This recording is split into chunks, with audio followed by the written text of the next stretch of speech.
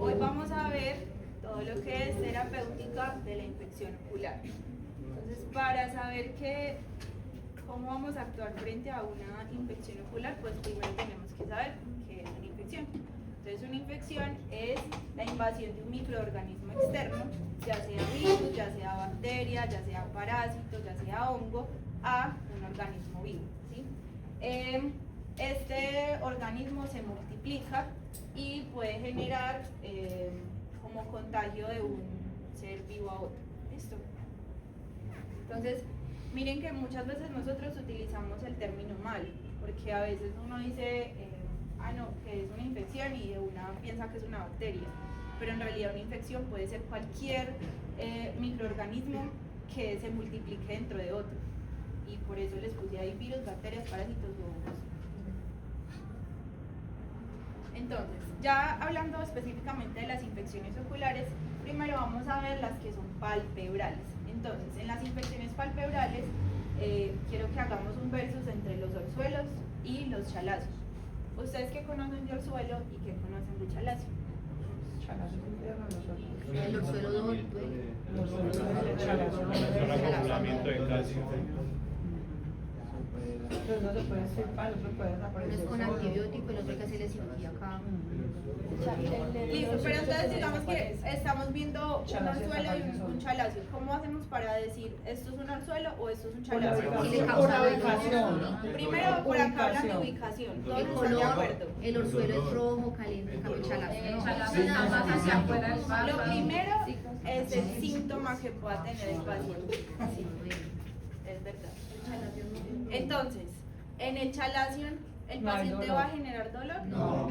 Y es más calcificado. Exactamente. Más duro. En cambio, en un orzuelo, ¿qué va a haber? Dolor. ¿Y por qué va a haber dolor? Va a haber Infección. Porque hay una infección. Porque sí, primero porque hay infección, pero la infección ¿qué provoca? inflamación. Inflamación.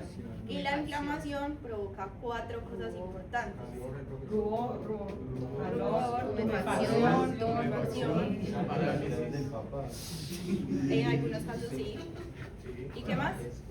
Y calor. calor, sí. Y calor. Rubor. Entonces, por ubicación podría ser siempre y cuando tenga las otras características que acabamos de nombrar. Porque como ustedes saben, el orzuelo puede ser tanto interno como externo. Entonces, en orzuelos internos, pues tendríamos como el tema ahí de que pues, ambos están ubicados en la parte interna del párpado, ¿sí? Entonces, ese no sería como un diagnóstico diferencial. El diagnóstico diferencial real está en si hay inflamación, sintomatología e infección, ¿sí? Listo. Entonces, el orzuelo externo, pues ahí es un inicio en la base de la pestaña y se genera una infección en el folículo piloso. En cambio, en el interno, pues todo se provoca en la glándula de Meibomian, ¿sí? Entonces, ahí está básicamente como la ubicación de uno o el otro. Y a eso también le voy a apuntar en el tratamiento, ¿sí? Si yo voy a tratar pues el folículo piloso, me voy a enfocar en ciertas cosas, y si voy a tratar la glándula de Meibomian, me voy a enfocar en otras. Bueno, esto se los presento para que tengamos muy presente la ubicación, ¿sí? Porque acuérdense que dependiendo de donde esté ubicado, como todos esos signos del paciente, es donde yo me voy a enfocar a tratar o a definir qué estoy diagnosticando, ¿sí? Entonces, por ejemplo, las glándulas de Moll están ubicadas ¿en dónde? Al borde del párpado. En cambio, las glándulas de Seyss están ¿en qué? En la pestaña. Entonces, ¿yo cómo puedo hacer para diferenciar si hay una afectación acá o hay una afectación acá, si ambas están tan cerca? Está en la pestaña. No ve folículo la pestañita más inflamada.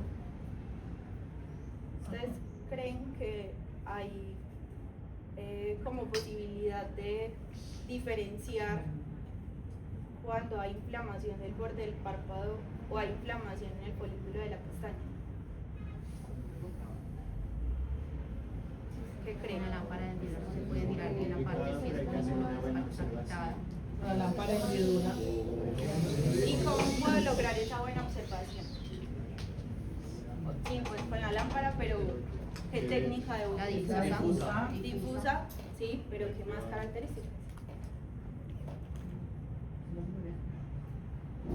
aumento. Ah, En el aumento está como una valoración precisa o no. Pero en realidad esa no es la parte donde yo puedo diferenciar alteración en la pestaña o en el borde del párpado. O sea, eso sí es importante, la observación es crucial. Pero ¿qué otra cosa? ¿Ustedes qué creen que cuando se afecta la pestaña, qué pasa? la pestaña de la Hay un como sintomatología el folículo se también. irrita, se pone con secreción. No, porque en ambas puede haber secreción. Se cae la pestaña. Porque hay otras características como la ausencia de pestañas. Exactamente. Ahí yo voy a diferenciarlos, ¿por qué? Porque si yo estoy viendo afectación en el folículo, pues obviamente el folículo se debilita. Al debilitarse ya no hay cómo sostenga esa pestaña y la pestaña se empieza a caer. Entonces, inclusive en la misma consulta, mientras yo estoy haciendo eversión de párpado, mientras yo estoy haciendo de pronto un barrido de la pestaña y todo, la pestaña se va cayendo. O el paciente llega y yo veo que hay pérdida de pestañas tanto en el borde superior como en el borde inferior. Entonces ahí es un punto crucial para yo diferenciar dónde está el problema, si está en el folículo o si está en el borde del párpado. ¿Listo? Bueno, ya hablando más interno, pues encontramos a las glándulas de Meibomian, ¿sí? Entonces cuando tenemos afectación de las glándulas de Meibomian, ¿qué creen que pasa? Que el paciente es mucho más sintomatológico. ¿Por qué? Una se inflama más el conducto, porque como por ahí hay salida, entonces al no haberla, sigue aumentando. Y eso también se infecta, por lo que si uno sale y se conserva ahí. Sí. Y además porque la glándula de Meibomian Afecta la lágrima también. Sí, pero miren que la lágrima se va a afectar en cualquier punto donde haya, porque estos también hacen secreción de la parte grasa de la lágrima. No impacta la calidad de la lágrima. Sí, totalmente. En cualquiera se va a afectar la lágrima, ¿sí?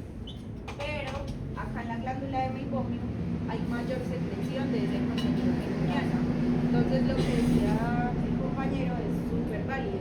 Cuando todo esto no empieza a salir, se acumula, genera un ambiente muy preciso para que la bacteria se propague o se multiplique y eso va a generar mayores síntomas en el paciente. Además, ¿por qué? Porque yo estoy hablando de que esto es al interior del párpado. El interior del párpado, ¿qué otra función tiene? Barrer. ¿Sí? Cuando yo estoy haciendo todo ese movimiento mecánico, si aparte de que estoy haciendo fricción por el movimiento mecánico, hay una inflamación, hay una infección, pues todo eso va a generar más dolor y más síntomas en el paciente. ¿Sí?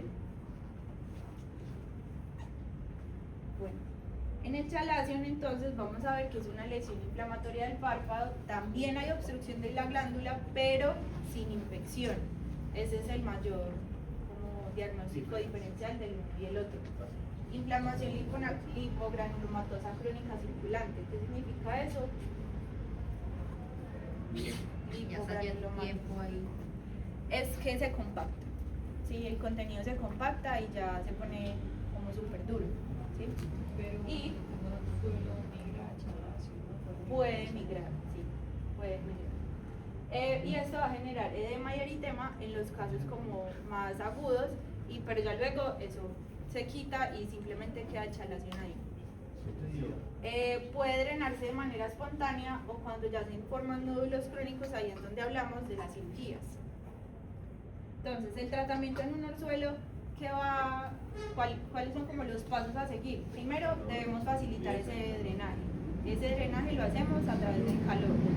Lo que ya hemos venido hablando. Calor y ¿qué más? Y el impacto oral, lubricación. Ajá. Luego está el antibiótico más el esteroide. Este esteroide es como una opción en algunos casos, no es que todo el tiempo lo debamos utilizar. Y en otros casos más severos, antibiótico oral, que obviamente nosotros pues no hacemos este tipo de prescripciones sino derivaciones, ¿sí? Pero pues está como en ese paso a paso del tratamiento. Y el tratamiento del chalazion pues también es calor local en los casos donde todavía pues hay como inflamación o eritema pues de la zona, y cuando ya es un nódulo crónico la intervención quirúrgica es como el paso adecuado en ese tratamiento. Bueno, ahora hablemos de las blefaritis. Entonces, en la blefaritis anterior, ¿qué vamos a encontrar? Ustedes saben que la conjuntiva y toda esa parte mucosa del ojo, pues tiene bacterias, que son bacterias necesarias para el funcionamiento de la flora en todo el ojo, ¿cierto? Pero cuando eso se desequilibra, pues el ojo ya no tiene como la capacidad de mantener como su estado normal, ¿sí? Y eso hace que la bacteria pueda aumentar o pueda reproducirse mucho más fácil y mucho más rápido de lo que el ojo está acostumbrado. Entonces, cuando tenemos esa respuesta normal a los componentes de la pared, el Staphylococcus aureus, que es el que más tenemos en el ojo, pues es el que más probable tenga la infección, ¿sí? Y ahí es donde vamos a tener afectación en la zona que rodea las pestañas. Entonces, afectación en qué zona específicamente, teniendo en cuenta lo que vimos antes. No, sí está la que rodea las pestañas. Exacto, las de 6. Esto está muy relacionado con las dermatitis atópicas y seborreicas, o sea que este factor es donde lo debemos tener en cuenta en la anamnesis del paciente. Se relaciona infecciones crónicas y normalmente también podemos encontrar lesiones en el cuero cabelludo y pliegues nasolabiales o detrás de las orejas. Y vamos a ver que pues, el paciente en general tiene mucha secreción seborreica. La blefaritis por Demodex es una afectación específicamente en el folículo de la pestaña. Entonces va a haber una migración o una invasión del Demodex en ese folículo de la pestaña. Entonces, ¿qué vamos a ver? Que la pestaña se pierde completamente.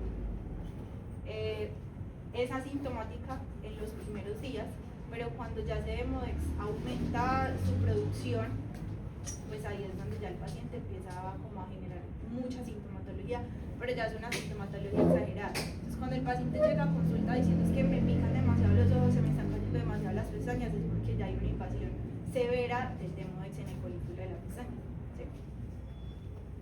Y en la blefaritis posterior, pues es la localización en las glándulas sebáceas.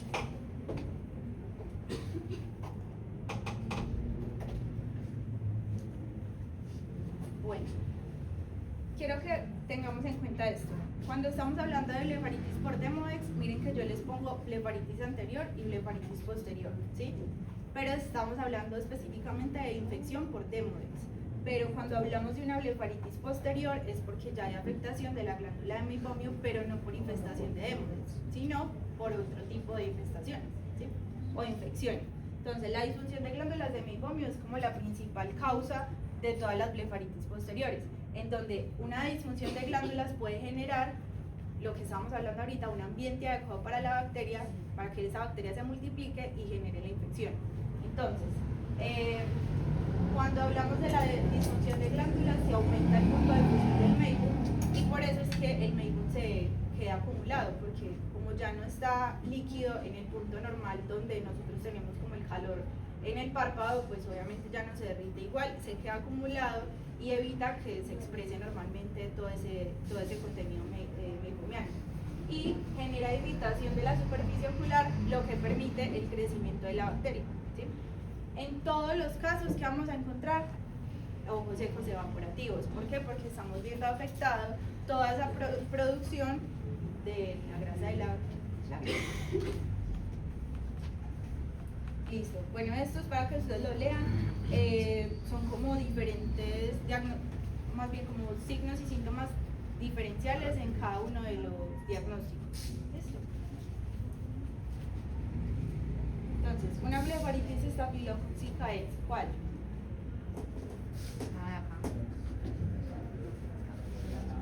Esta.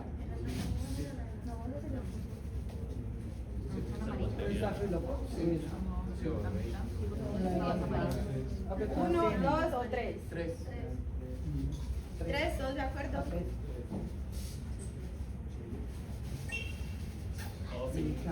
En la blefaritis estafilocócica vamos a encontrar collaretes y mucha secreción.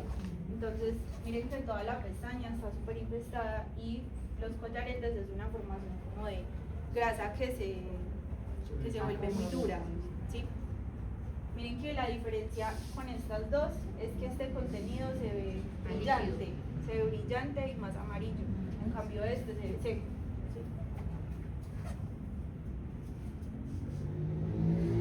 El tratamiento puede incluir 4 niveles según su estadio. Organicémoslos. Higiene palpebral. Higiene, antibiótico, hueso, Esteroides. y antibiótico. ¿Así? Así lo dejamos. No, la esteroide de arriba. Esteroides del tercero. Eso. Era como ¿Por qué los asteroides deberían ser de últimas? Porque son muy Pues que los supresores bueno, más agresivos. ¿Qué característica tiene un antiinflamatorio de ese tipo? ¿Qué hace sobre la Puede- capacidad de... Puede opacarla No. Bloquea la falta de protección hacia la punta. ¿Qué? Va como por ese lado.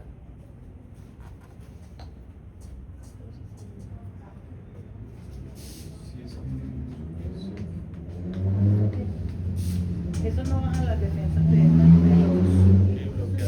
las defensas.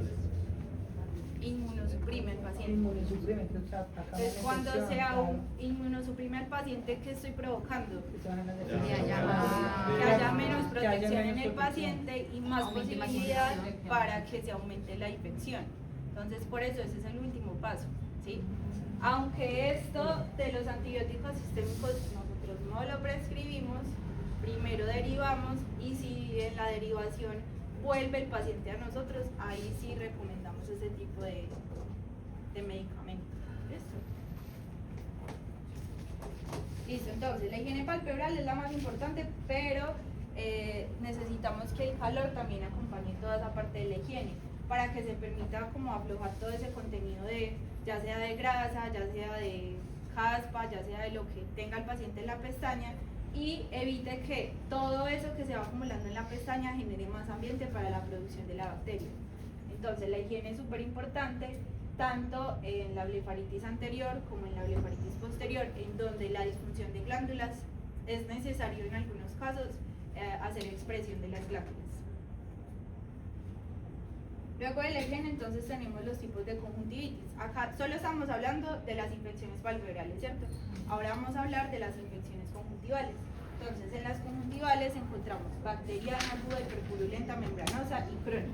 Diferencias, presentaciones en el paciente. Entonces, en la blefaritis, en la conjuntivitis bacteriana, normalmente es autolimitada. ¿Eso qué quiere decir?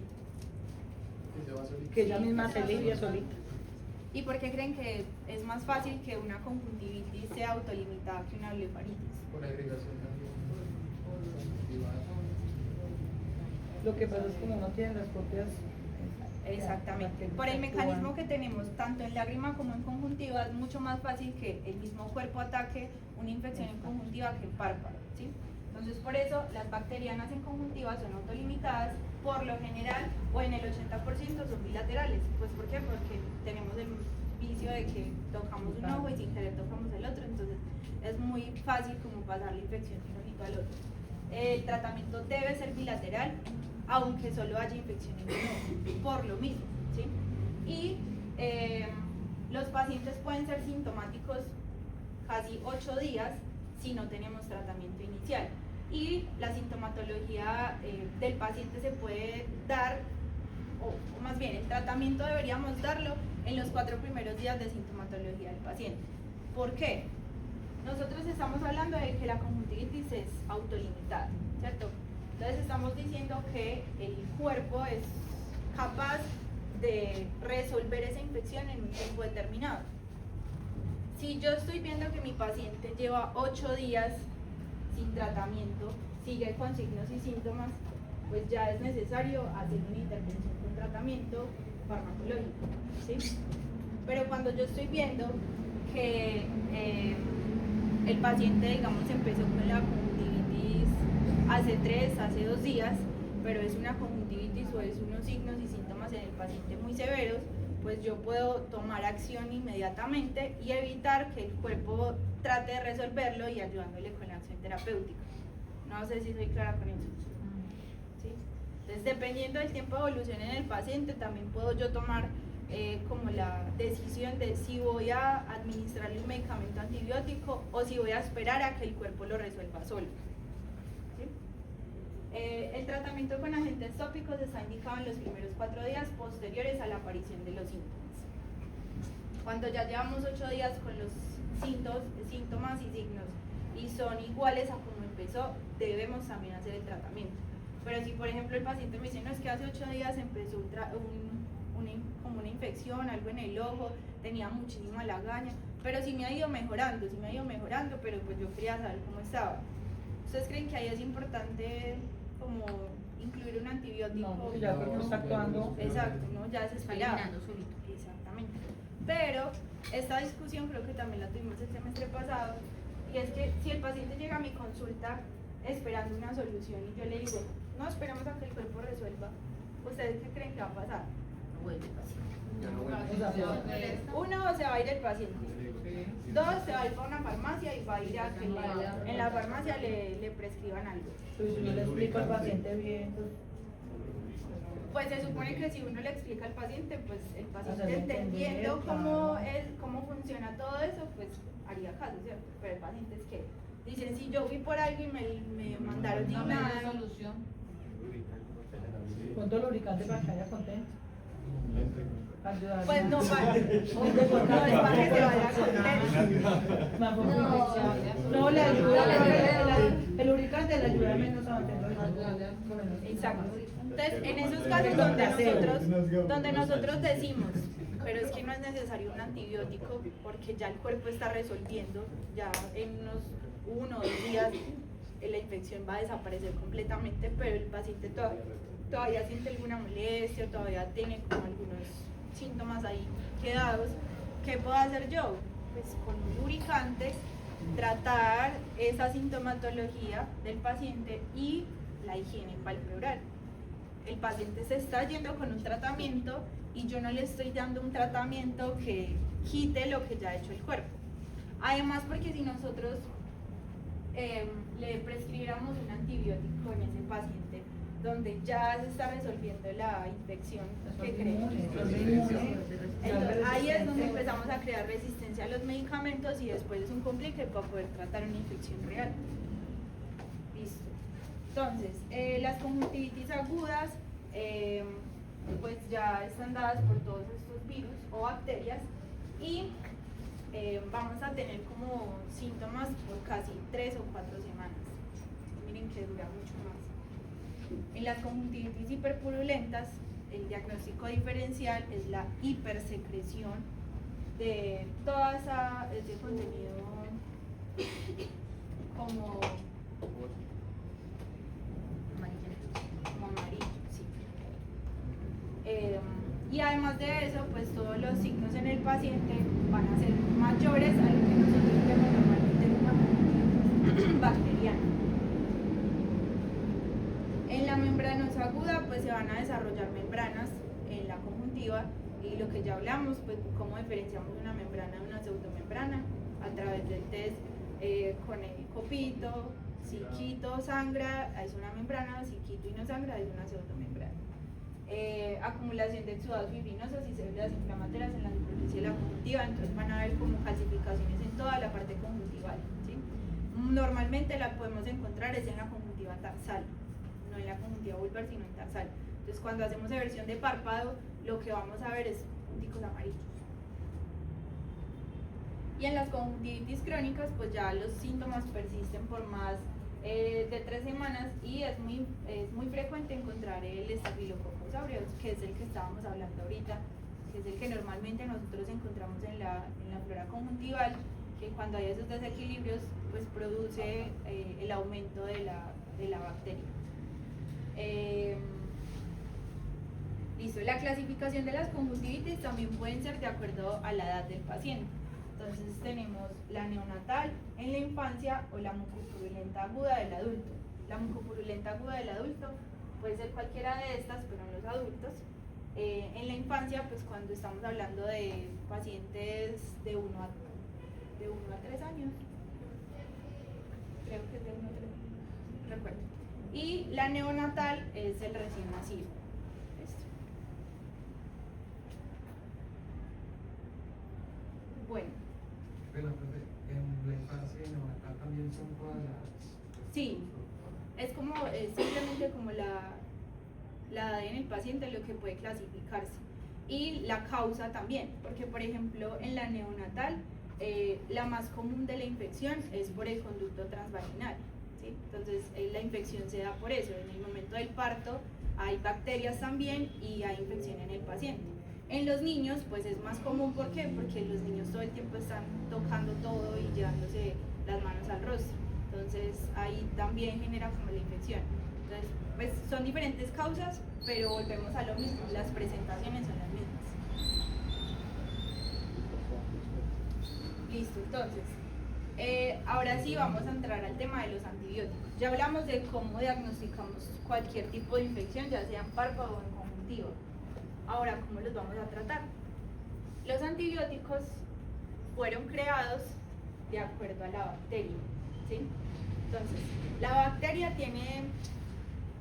es como una célula, ¿sí? Entonces, la bacteria tiene pared, la bacteria tiene citoplasma, la bacteria tiene proteínas, la bacteria tiene ARN y ADN, y la bacteria tiene vías metabólicas. Entonces, si nosotros nos imaginamos una bacteria con todas esas partes, los antibióticos van a ir a atacar una de esas partes de la bacteria. ¿Sí soy clara con eso? Sí. Entonces, vamos a ver un video chiquitico que nos va a explicar mejor eso.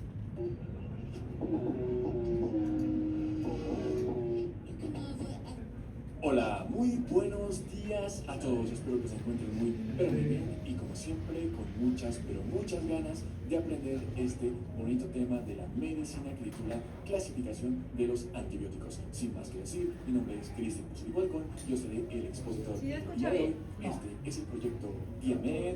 Comenzamos. Bien, dentro del contenido, el día de hoy, primeramente definiremos qué son los antibióticos. Posteriormente veremos conceptos clave de bacteria, bactericida y bacteriostático. Veremos también cuál es la estructura y características más importantes de la bacteria. Veremos la diferencia entre bacterias gram positivas y bacterias gram negativas. Veremos cuál es la clasificación de los antibióticos, principalmente a partir del mecanismo de acción, que básicamente es esta que estamos viendo acá. Y finalmente veremos mnemotecnias completas de básicamente todos esos grupos de fármacos y el mecanismo de acción de cada uno de ellos. Así que pues sin más, comencemos.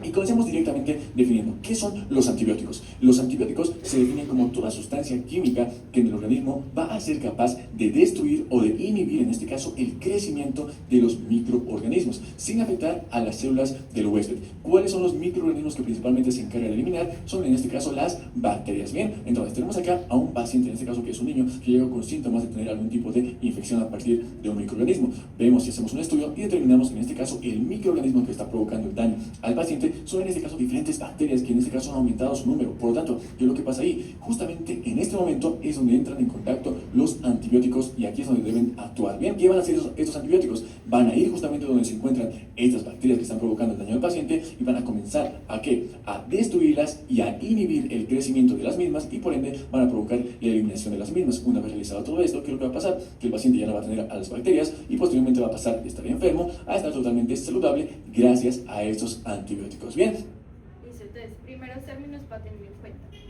Bactericida, bacteriostático. ¿El bactericida qué hace? Elimina la bacteria, la mata completamente. El bacteriostático lo que hace es inhibir el crecimiento. Entonces van a haber unos antibióticos que van a ir a atacar la bacteria para eliminarla y hay otros que van a ir a inhibir el crecimiento de la misma. Y eso lo vamos a tener muy presente para los tipos de infecciones que hay, tanto en conjuntiva como en párpado. ¿Listo? Así es como actúan los antibióticos y de ahí que viene su importancia. Bien, ahora, algo muy importante y es que dentro de este concepto que tenemos acá de antibióticos podemos rescatar tres subconceptos muy importantes que son en este caso porque son muy importantes. Bien, entonces definamos cada uno. Bacterias, bacteriostático y bactericida. Y a partir de estas imágenes nos podríamos dar una pequeña idea de lo que significa cada uno, pero comenzamos a definirlos. Bien, comencemos con bacteria. ¿Qué significan las bacterias? ¿Lo que son? Son microorganismos unicelulares procariotas, quiere decir que estas no poseen núcleo, y esta es una de las diferencias más importantes respecto a las células normales que se encuentran en el organismo. Bien, posteriormente estas bacterias presentan un tamaño de 0,2 a 3 o 4 micrómetros de diámetro y tienen generalmente diferentes formas, que pueden ser formas de cocos, formas de bacilos, espirilos o incluso virus. Bien, muy importante, una gran parte de las bacterias se encuentra en el organismo y generalmente estas no producen ningún tipo de daño, al contrario, algunas incluso son beneficiosas para el organismo. Entonces aquí tenemos a las bacterias que son bastante beneficiosas y les damos una estrella porque son tan buenas con el organismo. Bien, ahora, pero por otro lado, también existen bacterias que son los agentes causantes de numerosas enfermedades, que son básicamente estas que estamos viendo acá.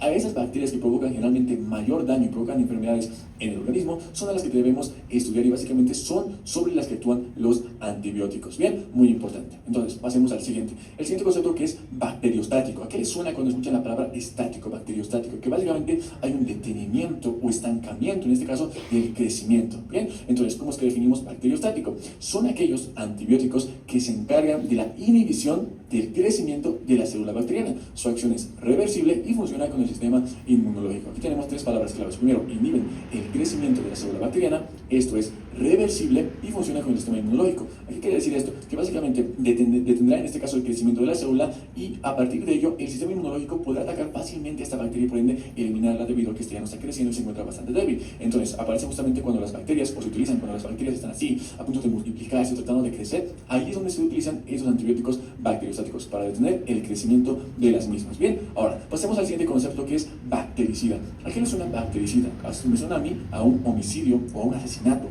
Y básicamente es eso que estamos viendo acá, que básicamente se definen como todos aquellos antibióticos que se encargan de destruir a la célula bacteriana. Su acción es irreversible y no funciona con el sistema inmunológico del huésped. Básicamente es diferente al otro concepto. En acá se inhibía el crecimiento y aquí directamente ya los destruye o los asesina a las bacterias. Bien, la acción es irreversible, pues no se puede, una vez que sea eliminada la bacteria, volver a renacerla, no se puede, y no funciona con el sistema inmunológico. Muy importante. ¿Y a qué se refiere esto? Aquí en este caso esta es independiente y puede eliminar a la bacteria por sí misma. Entonces básicamente así es como destruimos a la bacteria y la eliminamos por completo. Entonces, esos son tres conceptos claves que no se tienen que olvidar porque más adelante realmente los utilizaremos. Bien, ahora pasemos a ver a partir de esto cuál es la estructura de una bacteria y cómo está formada. Y para eso tenemos acá a una gráfica que básicamente simula a una